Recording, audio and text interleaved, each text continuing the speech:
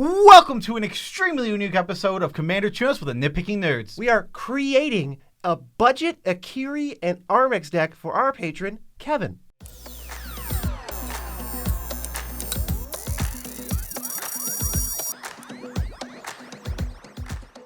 I'm your host, Joe Cherries. I'm your host, Beezy, and that makes us the Nitpicking Nerds, bringing you daily Commander content, so happy birthday to every single person on the entire planet whose birthday falls on today. Yes, and if you want to support birthdays and the Nitpicking Nerds YouTube channel, you can go to patreon.com. You head over to that link, literally supporting us directly by giving us cash, and we go, hey, thank you very much, guys. Indirectly, you can go to the TCG Player link in the description. You buy the cards you were probably going to buy anyway, except when you start with the link, we get a kickback with no extra charge to you. Same is true for Dragon Shield, which has the best sleeves in the multiverse. Good sleeves. On their website, and once you buy their custom sleeves or their regular sleeves, we get a kickback on that as well. So let's hop into this. It's a deck tech. It's not even a tune-up. It's a deck tech. Yeah, so this is a deck tech. It's from our Commander Tune-Ups Patreon tier. He said, instead of doing this, can you do this? And we said, yeah, we don't have to do a tune-up. We can build a deck. In fact, building a deck might even be easier than a tune-up. And we love building decks. And this one had a bunch of restrictions, which I definitely appreciate. It's more fun to build a deck with restrictions than if they just said, build something. I'm like, I have nowhere to go. But this, we had plenty of places to go, although the deck was still wide open. So we had to build a deck from scratch, except every card in the deck, except for the commander or commanders, has to cost $1 or less. These are the rules for Kevin's playgroup.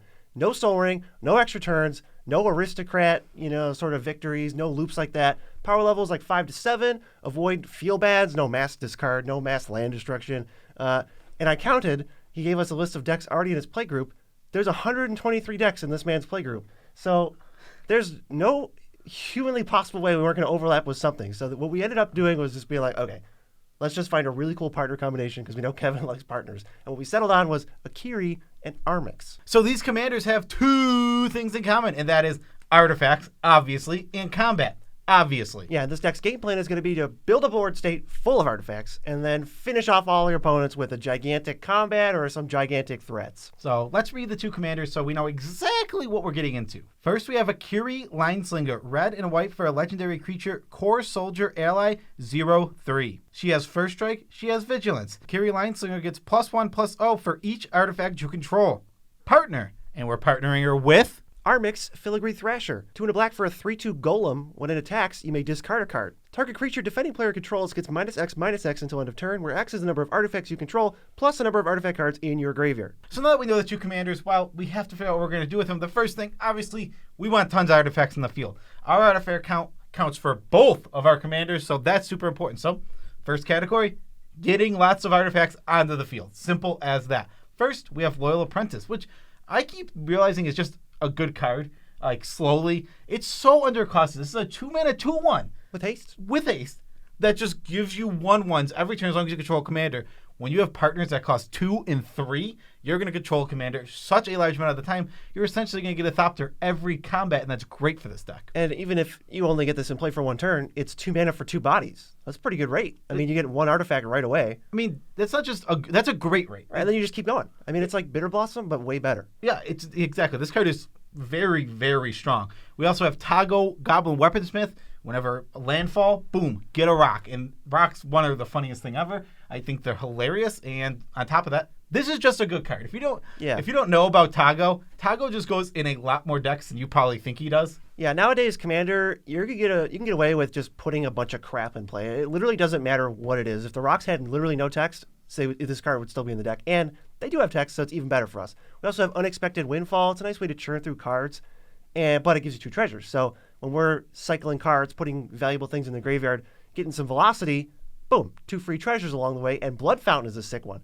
2 for 1, 2 artifacts for 1 mana, and then later on it's a 2 for 1 and just gives you back your 2 best things. Okay. I do want to complain for a second. You said we put Unexpected Windfall in the deck. Oh yeah. Completely, which works with this deck really well. We wanted to put Pirate's Pillage, a worse version of Unexpected Windfall. It's $2. Good God, how is that card $2? That made me salty. I was mad that we couldn't put both in there. We also have Foundry Inspector and Joyrus Familiar. They're going to reduce the cost of the other 41 other artifacts in our deck. It also helps Armix's commander tax be less, but that'll let us just spew even more stuff on the field. Well, it's not even just his commander tax, because if we end up playing like Foundry Inspector on 3 instead of Armix, now Armix costs 2 next turn. That's going to work every single time. And for Joyrus Familiar, we'll reduce Akiri's tax too, which is going to work great for us. We also have Bronze Guardian. This card's super cool. It's basically an Akiri. Its power is equal to the number of artifacts we have. It's got double strike, so this thing's huge, but even more important than all of that, because all that's great, and we do want that. War 2 for all of our artifacts, making them that much harder to destroy. Yeah, and spot removal is going to cost you. It's going to make it mana disadvantage most likely. There's also Dig Site Engineer. It's going to pump out big boys. Whenever we cast an artifact spell, there's a bajillion of those. We're going to be borderline spell slinging. There's going to be turns where we can go spell, pay the 2 mana every time, and then we get Constructs, which are XX is equal to the artifacts. Yeah, and these things are huge. I think Constructs are big threats in artifact decks. They're 10/10s. Yeah, exactly. They're not too hard to create in Commander. There's a lot of different things that make them, and those specific things, holy crap, they get big fast, and they are just, if you can get 5-6 out, you can swing for like 60, and it's crazy. Yeah, the last thing to tie all this together is we got a bunch of artifact lands that are $1 or less. We got Darksteel Citadel, 2 of the 3 untapped artifact lands, and then all 3 of the bridges that enter tapped and are indestructible. Yeah, so that's just gonna. Those are perfect for a deck like this. If you weren't on a budget, something like Treasure Vault, also just gonna be awesome for a deck like this. But unfortunately, not unfortunately, but we are on a budget, so Treasure Vault's like $5. Rightfully so. That is a good Commander card. Now let's move over to card draw, which is kind of difficult. When we're on such a budget, because a lot of the black cards that draw cards very well are over $1, and then a lot of the Boros and white and red cards that draw cards don't exist. So we had to really scrape, but I think we got there. Yeah, first one we did was Bygone Bishop, which is going to work great in this deck, actually, because whenever our small creatures enter the battlefield, it's going to give us a clue. And if you don't know, clues are artifacts, which has synergy with this deck. Yeah, so we just snowball, get a bunch of permanents in play, Akiri smacks somebody, then we cash them in for cards. Yeah, I really like clues in this deck. They have a nice little synergy, like you just said. You use them until your board's wiped or you can't use them anymore, and then you cash them in and turn them into cards. It's perfect for this deck. We also got Lochiel Clockwork Scholar. This one is sick. This was like custom made for this deck. Whenever one of our artifact creatures enters, we draw a card once per turn, and then our artifact creatures don't take damage in combat. So Armix, we can just send it in there and don't have to worry about anything. That's one of the things that we're going to need to do. Armix already attacks and then kills something because we're going to have 1 million artifacts. We don't have to worry about that. It just kills something every time. But we got to make sure he doesn't die in combat, and there's a couple ways to do that. This is like the best one. Yeah, he's small. He's really, really tiny. So when you sign him in combat, there's a good chance he's going to die if you don't have something like a Lore Shield. So very nice backup plan. Both sides of this card just work really well for us. Next, there's Investigator's Journal and Mazemind Tome. They both basically end up saying you can pay 2 and tap it to draw a card, and Mazemind Tome does it 4 times. Investigator's Journal does it some number of times, basically probably 4 or more. And they sit and play while they draw you cards, so they count towards your artifact count, and they count towards your card draw. Yeah, Mazemind Tome and Investigator's Journal both read the same way too, because there's a final activation for drawing a card where you can choose if you want to get rid of it or not. So it's going to work just like a clue, as I described before, where you wait until you no longer need the count, and then you cash it in for a card. And Trading Post, that cashes in all your artifacts for cards. It trades creatures in play, artifacts, discards cards even, and it just gives you, it's just like the ultimate Swiss Army knife. Bray's Apprentice is a cool card from, Modern Horizons 2, right? It's an artifact itself, comes in, makes an artifact. Then you can sack artifacts to Impulse Draw or pump a creature. Most likely Impulse Draw, because pumping's not that strong. The only way I can see it doing that is like you attack with your Akiri that's got like 19 power, and they don't block, and you're like, got him! It actually wouldn't work, because in this case, you sacrifice an artifact first, so she needs 20. No. She needs literally 20 power. She has to be 1 short of killing them. Right. It's that probably isn't. How about like if she's 7, you pump to 8, and it's just an extra damage. That makes a lot more sense. Yeah. We also have 2 masks. The first one is Mask of Memory. So when a creature hits, when it's equipped, we draw 2, we discard 1. That's card advantage. And we're even happy to discard 1 because we got some ways things to care about artifacts in the graveyard. And there's also Mask of Gristlebrand. This one's sick. This is the sick tech of the deck, as far as I'm concerned. What does it do? It gives your creature flying. It gives your creature lifelink. So you're going to beat in, Akiri loves this because the evasion is already amazing. Lifelink, holy crap, her power can easily be 10 or higher in this deck. So she loves both sides of this. Then, when that creature dies, we're drawing equal to its power and losing life equal to its power. So as long as we've gained some life, with the lifelink side of it, we're going to be able to be fine. It gives you the life. Yeah, exactly. So it gives you the exact life that you're going to have to pay, basically. Yeah, the card's nuts. It's going to give you a bajillion cards, and you're probably not going to lose as long as it's in play. We also have a few one-shot card draws that have nothing to do with this deck at all. It's Painful Truths, which is 3 for 3. Nice way to just get back refresh the cards in hand because Armix he's a hungry boy. He wants you to spend cards. Yeah, I mean, people just it's a good rate to draw cards. 3 for 3 is really strong, and you just don't get that anywhere else. But painful truths. Showdown the Scolds is a really weird card. Enters and you impulse draw 4 cards, then you can just cast them for the next 2 turns. Really strange card, but I think it is good. It's draw 4. It's 4 mana draw 4. As long as you have 1 or 2 mana left, you're gonna hit stuff. This isn't an expensive deck that the average cost is 3 of a spell. Yeah, so that's fairly low. It's 4 mana draw 4. Obviously, there is some risk involved in it, but it's not super high. But there's also a reward every time you cast a spell, even not the spells that are exiled with it. You get to put counters on like Akiri or Armix and just go crazy. And last, for the card draw / card advantage section, we have Osgir the Reconstructor. Turns out he's only like 95 cents, so he can get in this deck. He's completely awesome. Yeah, he takes all of the Chromatic Spheres and Ichor Wellsprings in the deck, all these cantripy things that we're not really touching on too much, and just doubles them. That's amazing. It's amazing with Akiri. It's amazing for us to draw cards. All right, now we're moving into removal. Obviously, this deck is already great at removal because of our commander, Armix, but we want a little more. So we have Alabu, Ancient Witness, which is just like a perfect card for this deck. It gives our artifact creatures haste. Armix is an artifact creature. It has an attack trigger. That's like chef's kiss, I believe the kids say. And on top of that, whenever you attack with an artifact creature, count them. Count them up and deal that much damage to something. Yeah, all your tapped artifacts basically deal 1 damage to things. It's just like if you have 7 tapped artifacts, all the mana rocks we have, all the 2 mana rocks, oh, just kill another thing. It's another Armix trigger, basically. Yeah, and we can definitely get most of our artifacts tap themselves, but, And you like scry 1,000,000 too, just for free. We also have Dispeller's Capsule for removal. Again, I love these things that can come in, sit on the battlefield, count to our artifact count, and then when we need to, you cash it in and you turn it into, like the clues, you do card draw, but this one you turn it into a removal spell. Same thing with Executioner's Capsule. Exact same thing, except for this one's killing the creature instead of an artifact and enchantment. Yeah, I think there's a little bit of extra value to be gained when you can play some of these cards. Like, if you take Source of Plowshares versus, like, Soul Snare, the one that exiles a creature that's attacking you, obviously Source of Plowshares is better, but sometimes in play, Soul Snare will be better because you'll get people who actively won't attack you or mess with you because they know that you're going to hit their critical piece in response. So there's like some push and pull of these cards might be extra good. They're extra good in certain situations. That is, though, like, I'm not going to say Executioner's Capsule is better than, let's just say the best one, Deadly Relic. I'm not going to say that. But there are situations where this card can perform better than Deadly Relic. And that's nice to say. I think this card, like, I wouldn't describe Executioner's Capital as even a good card. It's just a very medium card. But the fact is, in the right deck, in the right situations, it can give you more than one of the best removal spells in the format. Yeah, we're casting it, paying 2, get a construct, pumping Akiri, pumping the number of creatures Armix can kill for 1 mana, and then it has more words on it. It's like, sweet. Yeah, exactly. And another removal spell, Spine of Isha. This is here because, one, we have a slight reanimation theme, so we can bring it back from the graveyard and reuse it. It also brings itself back. It also brings itself back if we sacrifice it. That's also true, but it's just 7 mana, answer anything. Sometimes you need to answer any permanent, and, Isha will do that. Now for the one-off spot removal spells, we got Biforce, perfect for eliminating artifacts. It's basically Vandal Blast on a budget. They're going to play really similarly anyway, so I'm pretty happy that we got this under $1.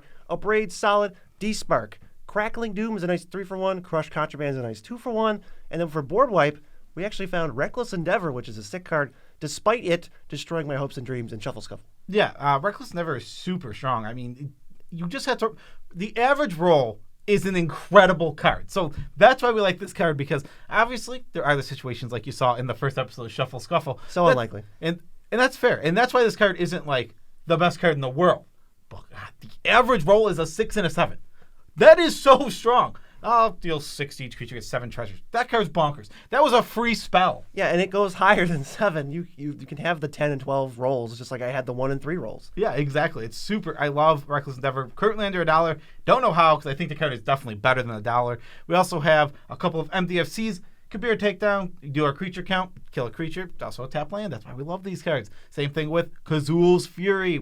Akiri, I don't know if you know this. Have I mentioned that? Akiri's power can get real big. Above 10. So if it gets above 10, and then so you can just attack, like hit someone for 10, take them down to like 10, because you got an aggro deck, you can get in a lot with Akiri.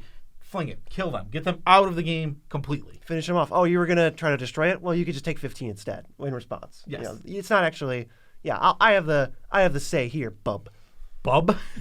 So Armix likes to discard. We have Blood that discards. So we put in just one little a cherry on top of madness. Just a cherry of madness to top it all off. Shadow Grange Archfiend. Love this card. So good. Yeah. This is a big overcosted guy, but when he enters, each opponent sacrifices the creature they control with the greatest power, and you gain life equal to the greatest power sacrifice this way, but it's got madness, so you pay 3 mana and 8 life, and then he does the same exact thing. You get this big old body, and then you're going to gain some of the life back that you just paid. 8 life is a lot to pay, but you're probably going to gain at least 6 of it back. You're telling me nobody has a 4/4? I'll happily pay 4 life to 3/1 people. Put an 8/4 in play, essentially drawing a card, because I was going to discard something with Armix, or my blood token, or my Quicksmith Genius, or whatever his name is. Quicksmith Genius. I think that's his name. Stupid name. How are we going to win, though? We got to bring it all home and win the game here. Well, we got a poop load of artifacts. So let's start with Gear per Aether Grid. Tap any 2 of them, deal 1 damage. It's going to mow down blockers, help Akiri get through, or just end step 10U. Untap 10U, finish off somebody.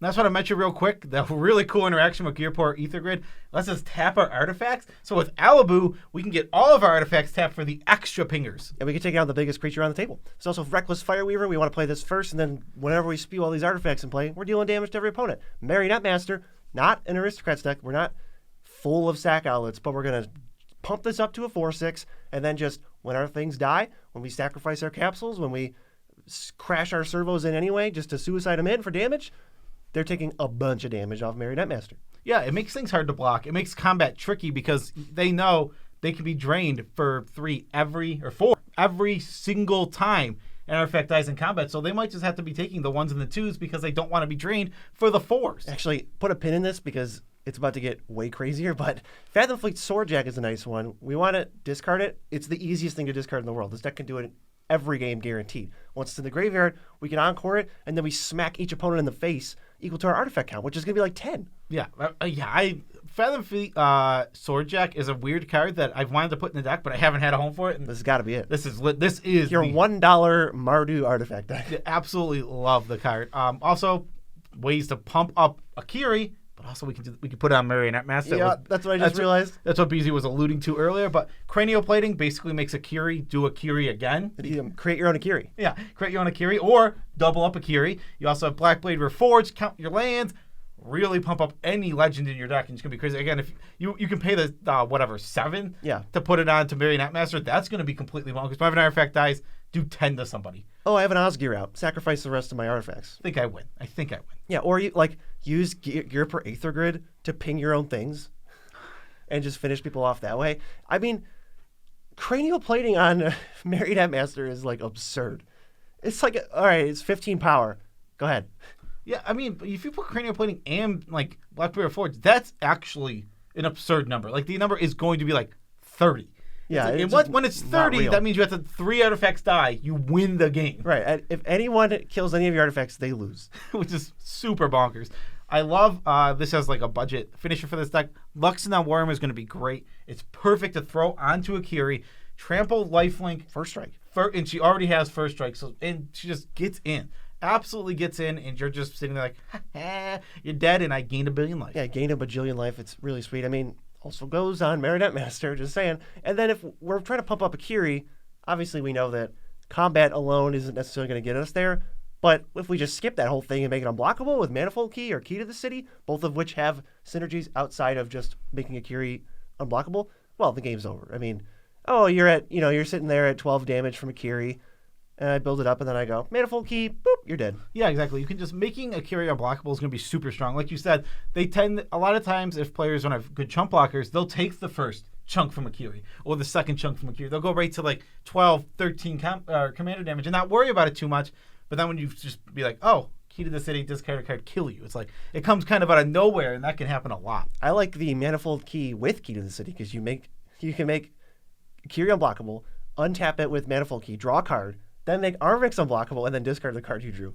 Worst case scenario. That's sick. Yeah, why not do that? Because like when you're not winning with Akiri, you can also guaranteed push through Armix hits, so you get more kills as the game goes. And last but not least, for winning the game, we have Wake the Past and Triumphant Reckoning. These are both just cards that are going to reanimate all of our artifacts from the graveyard to the battlefield, and we're just going to win. I mean, as the game grinds on and progresses, we're going to be throwing more and more in our graveyard. Things are going to die to removal, and we're just going to end up in these situations where we have 15, 16, 17, 18 artifacts in our graveyard.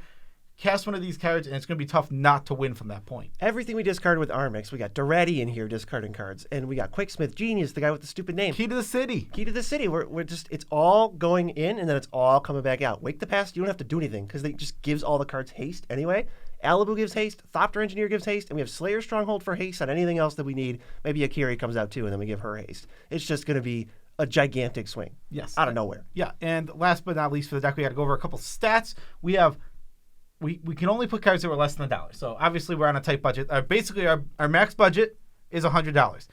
The total deck cost, including the commanders, which technically don't even count toward it, This is insane. is $35.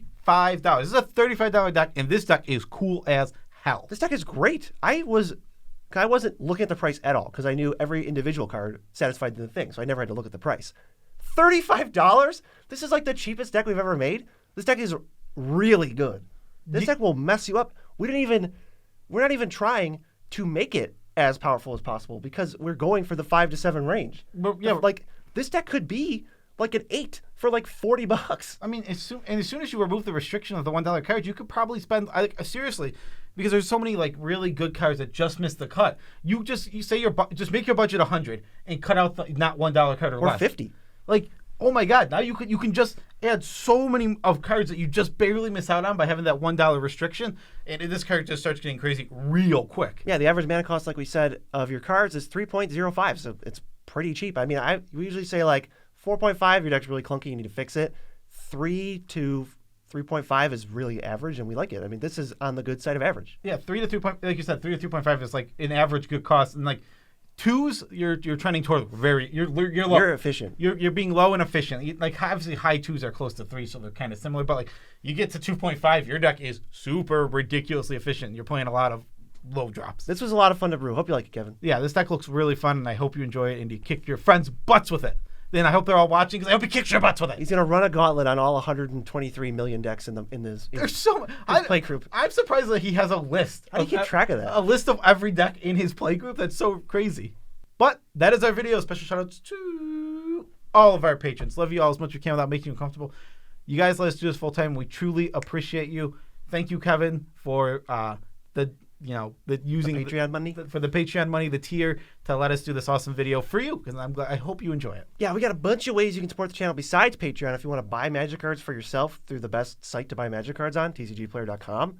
All you gotta do is start with our little affiliate link, and then we get a kickback on the order courtesy of them, not you. Free money for us. How about another link? Another link, dragonshield.com. They have the best sleeves in the multiverse. Good sleeves. You go there, buy these sleeves. Literally, we sleeve every single one of our deck. We've been sleeving our decks with these for 10 years. It's mandatory. I've literally been using these sleeves for 10 years. We just got a sponsorship like 3 months ago from them, and now we're working with them. We're affiliated with them. We love them. Seriously, if you had asked me before I even worked with them, I would have told you Dragon Shield Mass. Not close. Those are the sleeves you should get. They also have custom sleeves. Super cool. Yeah, for a tidbit about our lives, I remembered this. We always talk about stuff before we start filming, and we always forget. Mm-hmm. But this time I got it. I have friends, and I think Joe might have friends who say this, but okay, not just in general. I know, but that's how you made it seem. You're like, yeah, well, I have friends. I think Joe might have friends. It was only the first 4 words. You were okay. I have friends who have jobs, and this is how it goes. I don't know if anyone else has friends like this. They get the job, and they're like, this is the best job ever. I got these hours. I got these perks. I got this and this and this. And then 2 months later, somehow they make the little sneaky transition over to, I hate my job, and I hate everything and everyone in my job. And I hate it. It's so annoying. It's very common. And I'm not even going to pretend like I haven't done it.